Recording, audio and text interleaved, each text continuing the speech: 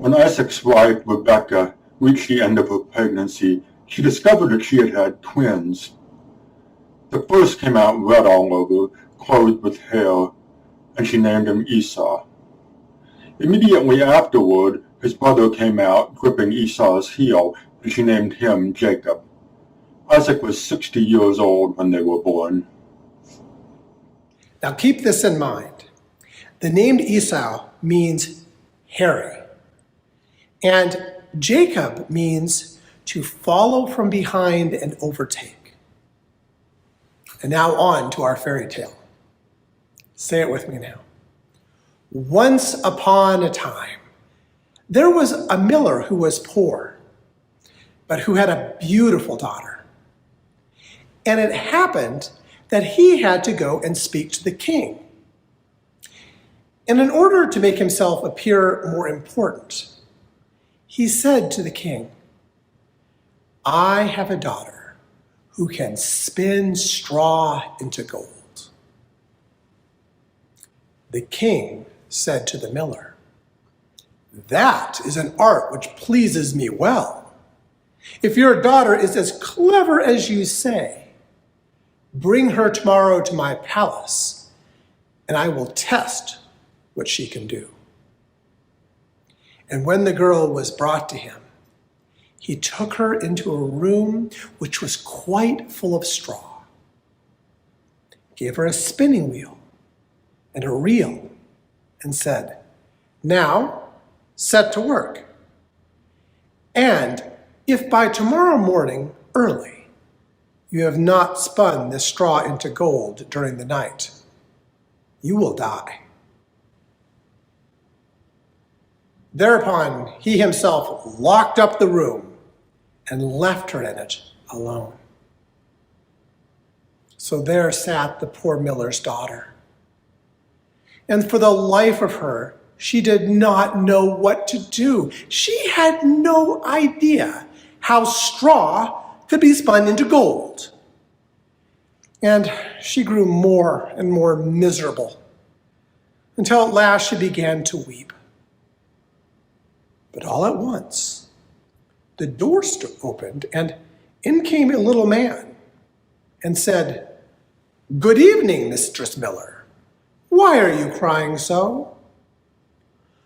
"Alas," said the girl, "I have to spin straw into gold, and I do not know how to do it." "What will you give me," said the mannequin, "if I do it for you?" "My necklace," said the girl.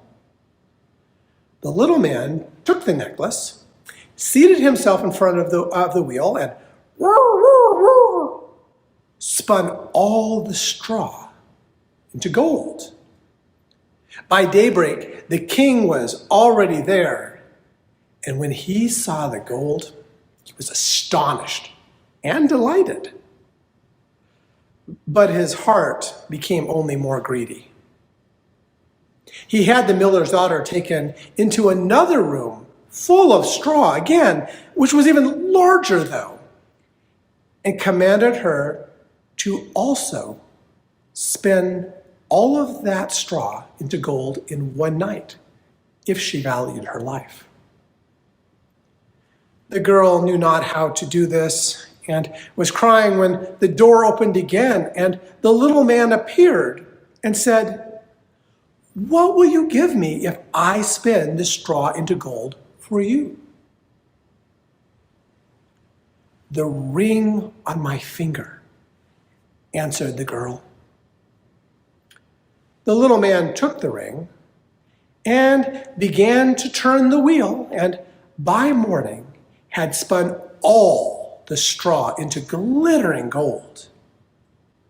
The king rejoiced beyond measure at the sight, but he still wanted more. And he had the miller's daughter taken into a still larger room full of straw and said, "You must spin this too in the course of this night. And if you shall succeed, you will be my wife. Even if she a miller's daughter be, he thought, I could not find a richer wife in the whole world. When the young man grew up, Esau became an outdoors man who knew how to hunt, and Jacob became a quiet man who stayed at home. Isaac loved Esau because he enjoyed eating game, but Rebekah loved Jacob. Once when Jacob was boiling stew, Esau came in from the field hungry and said to Jacob, I'm starving. Let me devour some of this red stuff. That's why his name is Edom. Jacob said, sell me your birthright today. Esau said, since I'm going to die anyway, what good is my birthright to me?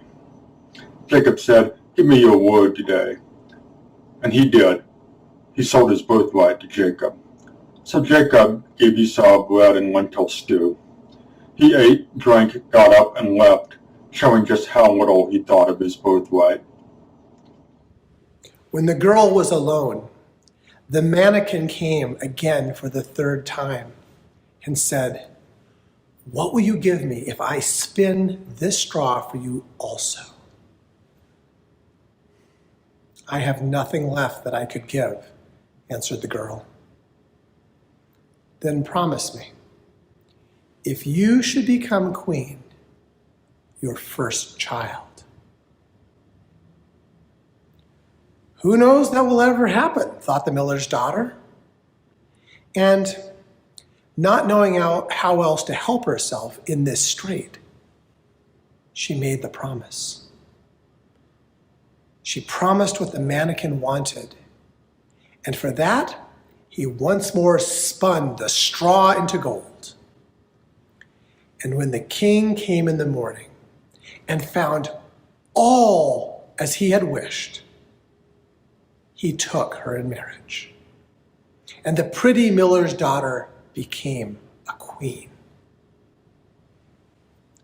A year later, she had a beautiful child, and she never gave a thought to the mannequin. But suddenly, he came into her room and said, now give me what you promised.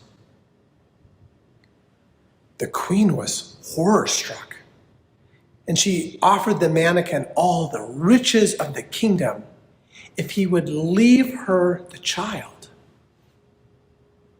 But the mannequin said, no, something that is living is dearer to me than all the treasures in the world.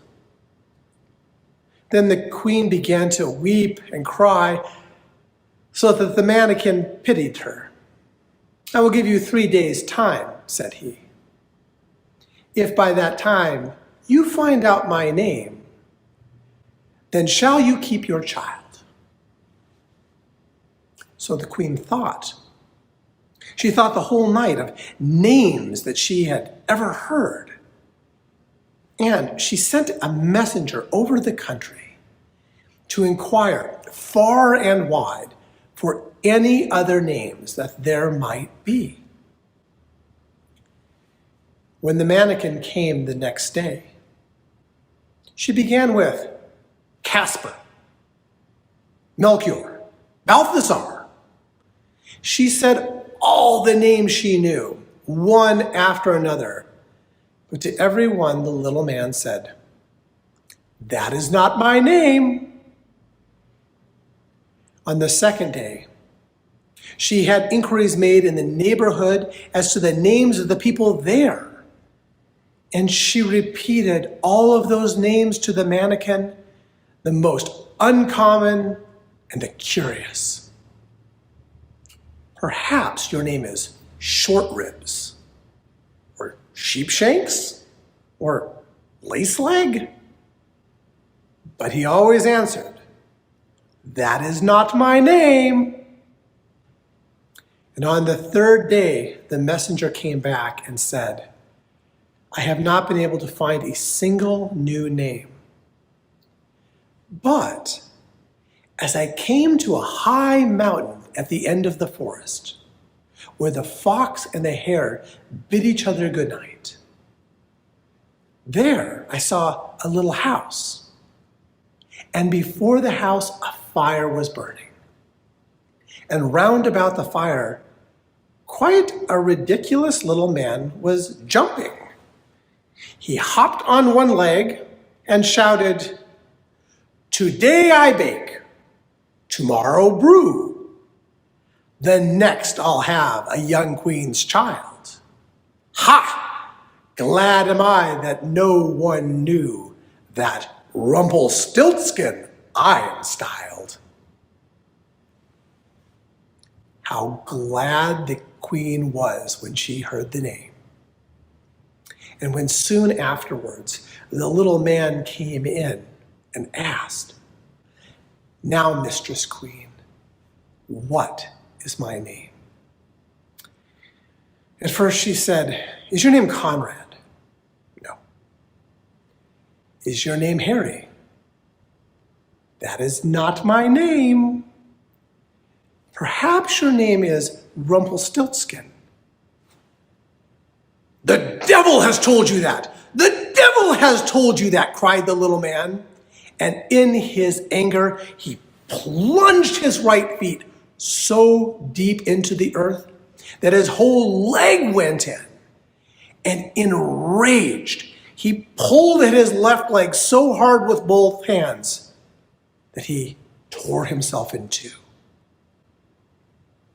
And the miller's daughter, she lived happily ever after.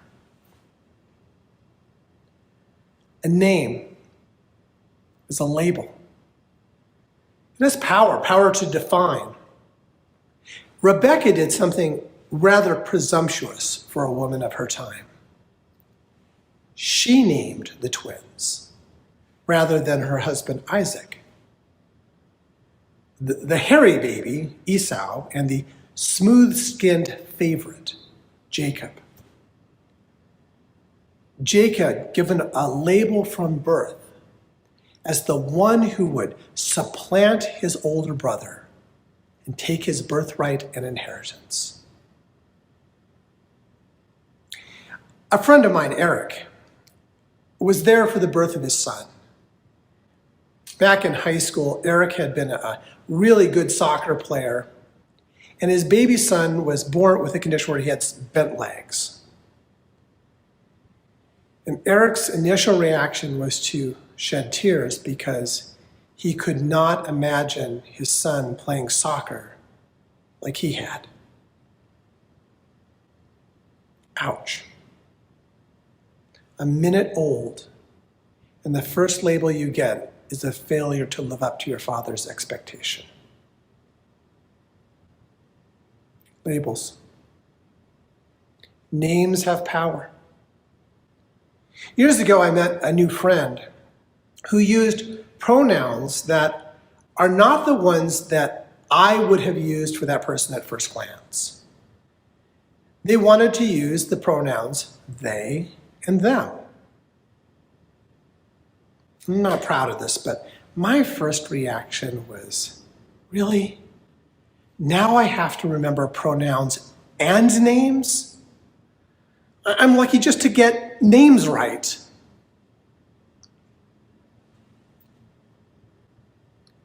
Who has the power, the right, to label, to name? How about the labels that we give to people based on skin color? Who has the power to name people? What happens when someone uses a label as a slur to demean or marginalize? Ask Rumplestiltskin. Names have power. Ask Esau and Jacob. The names their mom gave them stuck, defined them, until God renamed Jacob later in his life, before he could be reconciled with his brother Esau. How about the labels that we give? Old, handicapped, young, attractive. As the story goes, when God gave human beings stewardship of the world, We were given the right, the power to name creatures and people. And we can wield this power recklessly. We don't deeply consider the effect of our labels.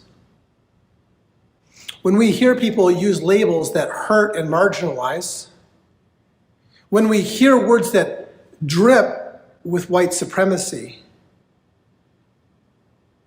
sometimes we stay silent.